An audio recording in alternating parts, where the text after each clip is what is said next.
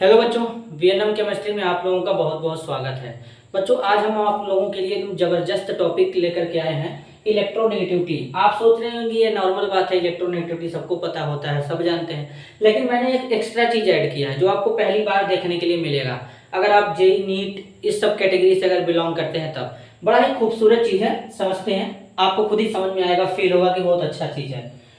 सबसे पहले इलेक्ट्रोनेगेटिविटी की बात करते हैं। इसको ईएन से भी लिखते हैं या काई से रिप्रेजेंट करते हैं। इसे क्या बोलते हैं बच्चों? काई कहते हैं। इलेक्ट्रोनेगेटिविटी एक टेंडेंसी होता है, कोवैलेंट बॉन्ड होता है, मॉलिक्यूल होता है, उसमें जो शेयर्ड पेयर वाले इलेक्ट्रॉन होते हैं उनको अपनी तरफ अट्रैक्ट करने का टेंडेंसी होता है। एक एग्जांपल समझते हैं, जैसे HCl।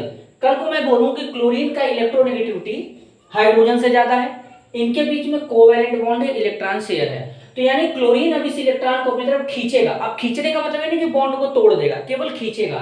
तो इसके ऊपर नेगेटिव, इसके ऊपर पॉजिटिव। अच्छा, जो खींचता है उसके ऊपर नेगेटिव चार्ज आता है, जिसका खिंचाता है उसके ऊपर पॉजिटिव चार्ज आता है। इस बात को ध्यान देंगे।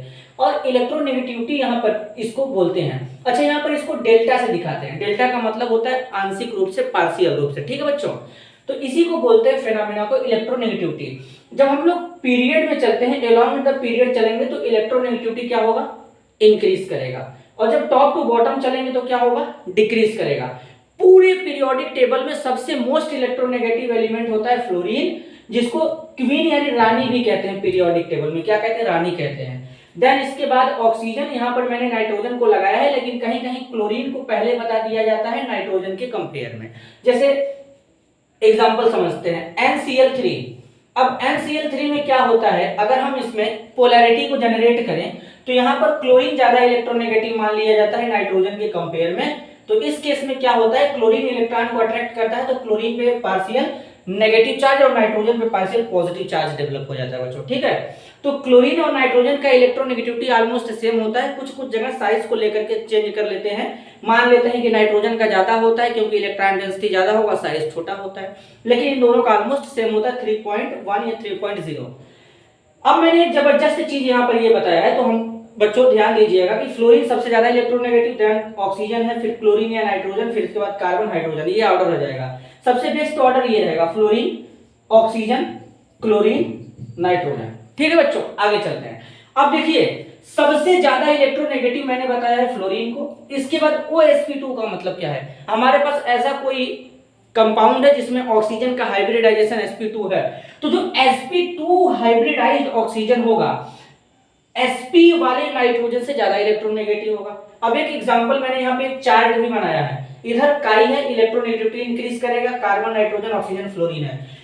कभी भी कोई भी हम लोग ये ऑर्गेनिक के कॉन्सेप्ट में लगाते हैं। ये वाला रूल कब लगाते हैं? ऑर्गेनिक केमिस्ट्री में।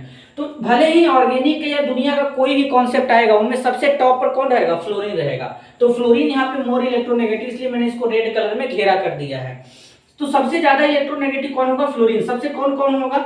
कार्बन sp3 सबसे कम इलेक्ट्रोनेगेटिव होता है। कार्बन sp3 से कार्बन sp2 ज्यादा इलेक्ट्रोनेगेटिव होता है। कार्बन sp2 से नाइट्रोजन sp3 ज्यादा होता है। नाइट्रोजन sp3 से कार्बन sp ज्यादा होता है। कार्बन sp से नाइट्रोजन sp2 ज्यादा होगा। नाइट्रोजन sp2 से ऑक्सीजन sp3 ज्यादा होगा। और ऑक्सीजन sp3 से नाइट्रोजन sp ज्यादा होगा। नाइट्रोजन sp से ऑक्सीजन sp2 ज्यादा होगा। और सबसे ज्यादा इलेक्ट्रोनेगेटिव होगा फ्लोरीन। अब जरा एक एग्जांपल से समझते हैं, बात को ध्यान दीजिएगा। यहाँ पे ध्यान देने वाली बात यह है कि हमारे पास एसिटिलीन है।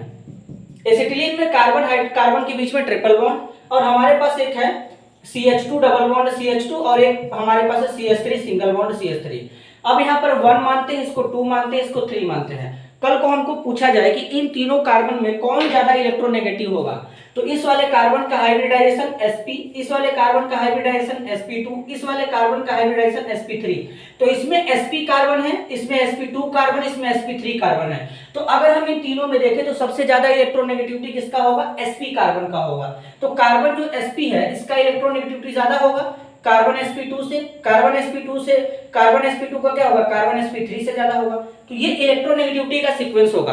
तो यानी कहीं ना कहीं ये वाला बॉन्ड ज्यादा पोलर होगा ये इस वाले बॉन्ड के कंपेयर में। तो ये यहां से H आसानी से निकलेगा, और इस H को क्या बोलेंगे? एसिडिक हाइड्रोजन बोलेंगे। अब एसिडिक हाइड्रोजन का मतलब ऐसा हाइड्रोजन जो मोर इलेक्ट्रोनेगेटिव एलिमेंट से जुड़ा हो। अब हम लोग आज तक यही सोच रहे थे कि मोर इलेक्ट्रोनेगेटिव से जुड़ा होगा फ्लोरीन से, ऑक्सीजन से, नाइट्रोजन से, क्लोरीन से, लेकिन आज तक तो हम लोग ये सोच ही नहीं रहे थे। लेकिन अब हमको आंख और कान सब खुला रखना है। यहाँ पर ध्यान देना है कि अगर हमारे पास कार्बन sp वाला भी आ गया हाइड्रोजन, तो कार्बन sp का भी हाइड्रोजन क्या होगा, एसिडिक हाइड्रोजन होगा। कितना जबरदस्त कॉन्सेप्ट है बच्चों, और इसको हम लोग यूज करेंगे ऑर्गेनिक में, तो इसलिए इसको चार्ट को बनाइए, नोट करिए एकदम अच्छे से। अगर वीडियो पसंद आए तो वीडियो को लाइक करिए, चैनल को सब्सक्राइब करिए। मिलते हैं अगले वीडियो में, तब तक के लिए धन्यवाद।